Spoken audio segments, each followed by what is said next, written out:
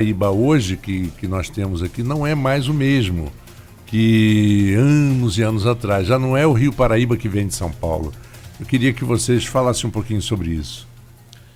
O Rio Paraíba, nós temos desde a fundação do comitê, o governo federal, inteligentemente, copiando de um modelo francês, criou a Lei 9433, que faz a gestão dos recursos hídricos do Estado.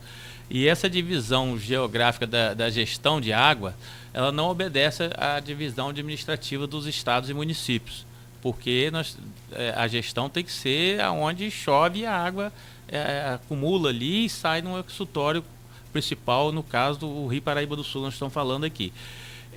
Há mais de 50 anos foram feitas várias intervenções no Rio Paraíba do Sul. Por exemplo, o Rio de Janeiro não tem água. O Arco da Lapa era um aqueduto, que na época do Império levava água da serra ali do Rio de Janeiro, né, para a margem a beira da praia, né, onde as pessoas precisavam de água. Aquilo foi crescendo e precisou de um maior aporte. Aí eles pegaram o Rio Paraíba do Sul e barraram totalmente o rio, e tem 4 bombas super poderosas que bombeiam essa água, 160 metros cúbicos, para a capital do Rio de Janeiro. Então, em época de crise... Isso é feito lá em São Paulo também, né? E São Paulo foi depois. Então, em época de crise, isso é 50 anos. Então, isso mudou totalmente a face do rio. O rio que tinha, vamos supor, 220 metros cúbicos, tirou 160, ficou 60 para cá, 63 para ser mais exato. Em média, sai aqui para nós, lá em Barra do Piraí, lá perto do Rio de Janeiro. Isso, o Rio de Janeiro, em Volta Redonda, ali até Três Rios, é um filete de água, esgoto puro. Você chega na rodoviária de Barra Mansa, você sente aquele cheiro, aquele período. Ele volta a renascer em Três Rios, onde entra os rios do Preto Paraibuna, de Minas Gerais, os afluentes do Rio Paraíba do Sul. E aqui também no Pomba Muriaé, que o Rio Pomba e Rio Muriaé, que abastece mais a nós aqui, e o Rio Dois Rios também, que vem da região serrana, sai aqui em São Fidélis. Então, se não fosse isso, o Rio Paraíba havia morrido. Mas essa dinâmica de energia, como a chuva também depende de energia, o rio também depende de energia. Ele tem que ter energia para empurrar água salgada do mar 2 vezes ao dia e brigar com o mar, com as marés. O mar sobe, o rio recua. O mar abaixa a maré, o rio avança. Isso é natural, normal, e é um equilíbrio. A natureza é equilibrada. Com essa ação do homem, houve um desequilíbrio nesse sistema de energia. Então, o rio perdeu força. O que aconteceu? O mar avançou mais do que era antigamente. E avançou sobre a Tafona, destruiu uma grande parte da costa ali em Atafona, principalmente na Foz. Hoje, nesses 5 anos, nós vimos monitorando isso, que eu falei anteriormente, nós estamos monitorando isso diariamente, né? O rio que avançava 4 quilômetros, a água salgada, o mar que avançava 4 quilômetros, a água salgada, não chegava a São João da Barra. 4 quilômetros, de Tafona, da Foz, até ali próximo a São João da Barra.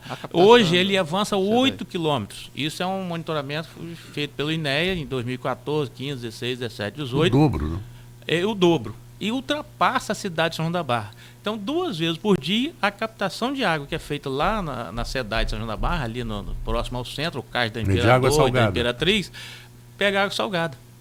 E aí, o que acontece? Tem uma pessoa lá medindo, né, o nível de sódio e outros parâmetros, pH, etc. Quando começa o bombeamento, porque lá não tem estoque, né? Ele bombeia direto, trata e solta para a população. Quando a água chega a um nível de sódio elevado, que tem um parâmetro lá do CONAMA, ele vai para o bombeamento, a população fica sem água, 2 vezes ao dia. Quando essa maré é alta agora, deve ter parado algumas horas, chega a parar 22 horas por dia. Segundo os técnicos da SEDAI lá, o máximo de parada é 22 horas por dia, ou seja, 22 horas, lógico que são picos, né? São valores pontuais. A população fica sem água. E o mais grave é que, como é que você regula o sal? É muito difícil você... primeiro que você não consegue tirar com tratamento, né? Só por destilação, por evaporação. E segundo, também, como é que você começa a medir isso? Então, há uma certa mistura dessa água, inevitavelmente, de que a água fornecida à população, já que o tratamento não consegue tirar o sal, ainda chega um pouco de sal à população. Isso faz mal à população? Não. A água lá é de boa qualidade. Mas não pode ser também, né, um nível de sal muito elevado. Em suma, a população de São João da Barra hoje está usando mais água subterrânea do que a água do próprio rio. E isso não é desejável. Nós estamos explorando, depois é um assunto que a gente pode até voltar a ver, né? Foi falado numa reunião que nós tivemos ali, vamos pôr água subterrânea para irrigação. Nós do comitê somos contra, porque isso é um recurso finito, nossos filhos e netos. E que é um recurso para as futuras gerações. Mais uma vez, não estou aqui usando jargão, não. É realidade. A água que nós vamos ter no futuro, porque o esgoto cada vez mais está poluindo os rios. Isso vai ser difícil eliminar isso. Nos países lá da Europa não conseguiram. Até hoje não conseguiu 100% tratamento de esgoto, agrotóxico, sei o que.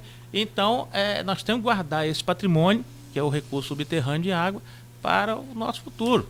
Porque a água de qualidade só vai no futuro mais longínquo, espero, se Deus quiser, mais longínquo. Mas também só para fechar um parênteses e continuar com você, uma verdade, Antônio, é que a perda do Pontal de Atafona, aquele prejuízo imenso de todos aqueles quarteirões, de tudo aquilo que a gente era isso que eu queria até entrar nisso aí.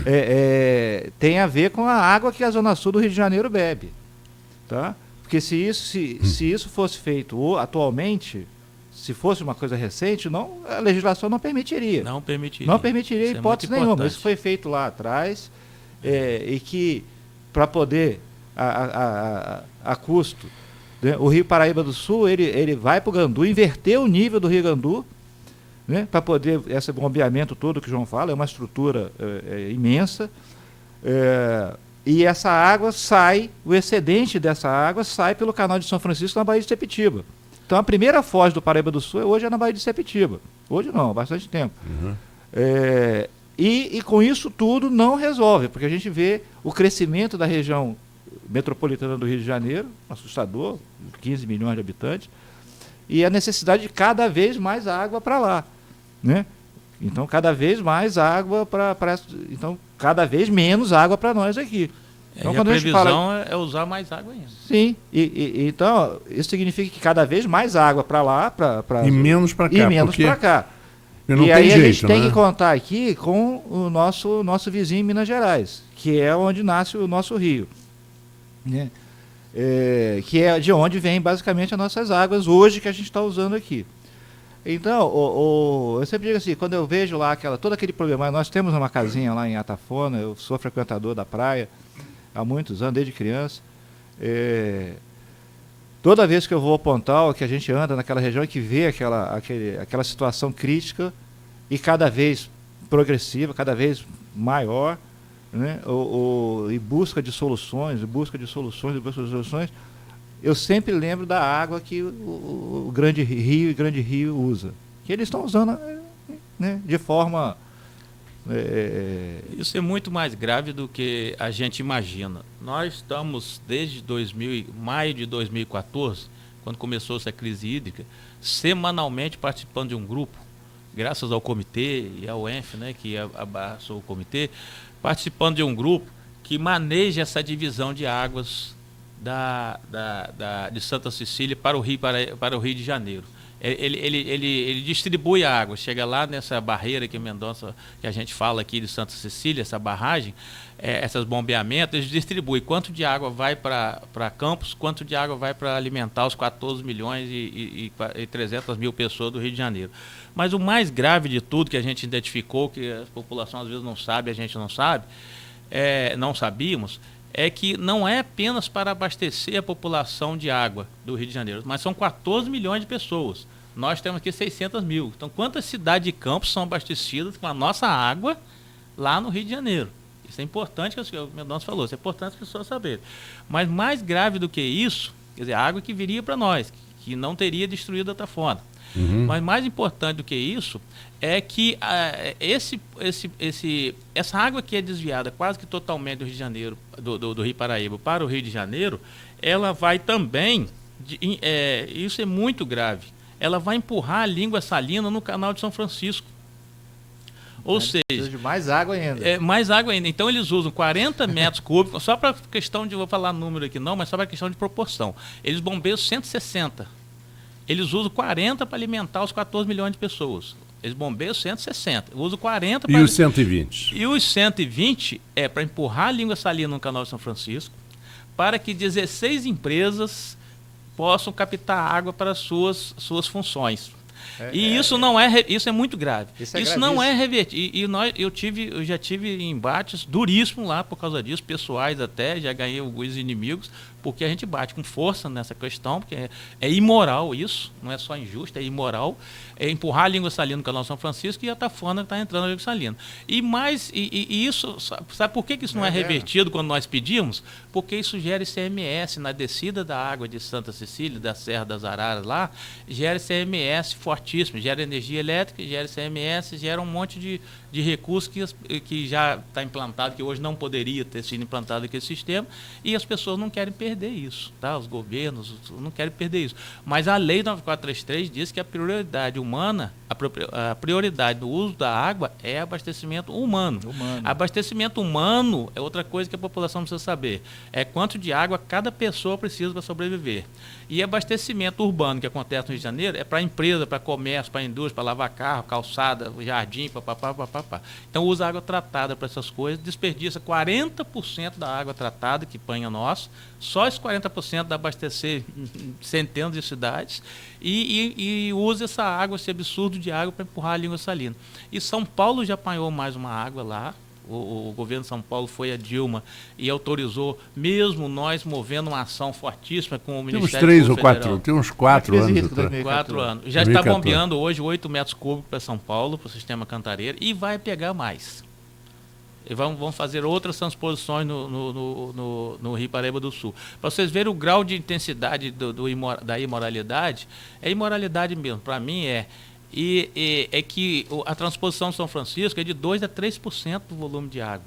Aqui é 75% do volume de água, 2/3, 70% do volume de água é transposto para o Rio de Janeiro. É um absurdo e hoje nunca teria sido... E isso tem outros desdobramentos, porque se não chove, se a precipitação pluviométrica tem reduzido, a gente tem esses números e está reduzindo na ordem aí de 30% a 40%, e aqui, de São Fidélis, de Tereré para cá, o nosso rio Paraíba, ele é o que a gente chama de sedimentar. Você vê que ele se alarga muito, ele não tem nada a ver com o Paraíba do Sul, que passa em Volta Redonda. Né? Aqui ele tem 500, 600 metros de largura e tem essas ilhas, essas areias, né, que são transportadas lá da parte mais alta e sedimentam aqui. E isso tem um impacto muito grande para nós, que é outra margem de risco, que é o aumento, a elevação do leito do rio. Né? Porque quando vem as águas do verão, que ele ganha energia, e isso, a gente tem uma rede de diques de proteção que estão fragilizados, muito deles sem manutenção há bastante tempo, e aí a gente está sobre um outro risco. Bom, o fato é esse. O fato é que o responsável pela água, pelo problema grande da nossa foz aqui, está lá na capital. Bom, são 8h02. Vamos a mais um pequeno intervalo. Quando voltarmos, vamos falar mais um pouquinho sobre esse problema da foz aqui, ali de Atafona, do Pontal. Queria fazer para vocês umas perguntas. E entrarmos também na PL. Na PL do... Exatamente. Sim. Nessa modificação do clima e o que financeiramente isso pode ajudar, pode contribuir em termos de financiamentos, em termos de novos, principalmente para o nosso produtor, para o homem do agronegócio. Né? Vamos voltar dentro de instantes. Moderna empresa especializada em medicina e segurança do trabalho está preparada para atender e implantar